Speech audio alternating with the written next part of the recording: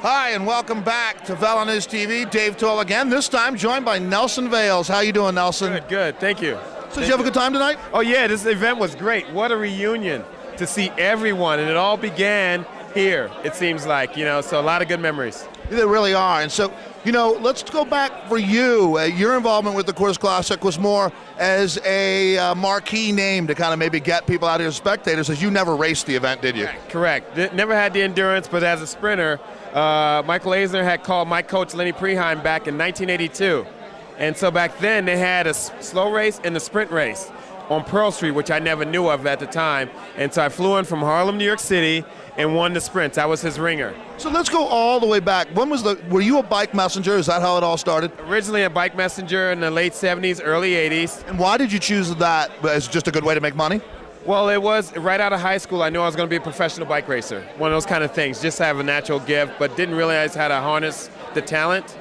But being recognized by Fred Mangoni, Lenny Preheim in Central Park, and all the donation of the stuff, being a kid from Harlem, and they just pushed me on down the road and sent me my way. Did you know who Major Taylor was at that point in your life? I just began to know, and ironically now, the script has been written, and soon there will be a movie. Oh, no kidding. Are you going to play Major Taylor? No, we'll get some actor, someone more famous. I would like somebody like Cuba Gooding Jr., someone like that, to probably play that role. Well, now that's actually really good news. So are you involved in the behind the scenes with the movie at all? Because you'd be a great guy to go to for track expertise. Well, with that, I may hopefully be involved with the group, but the script has just been written, and I actually just received it in the mail yesterday. So we'll look forward to reading that script and giving some insight on what's going on, and I'll follow up with you on that. That could be the first ever scoop on VeloNews TV, actually. So thanks, Nelson.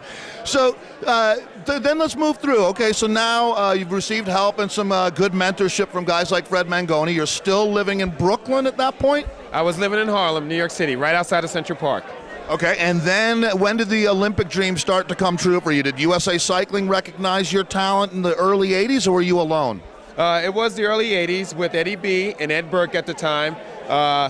Being in my first training camp, rooming with someone like Davis Finney and Mark Gorski, right from Harlem, going to the Olympic Training Center was like a wow kind of thing at the time. But this was back in 1980 for the Olympic development team for 84.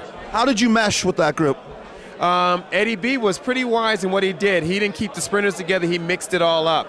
And that's how we all became a good U.S. team, because we didn't have any cliques. We were all able to room with each other, and he had a nice mix of group of people.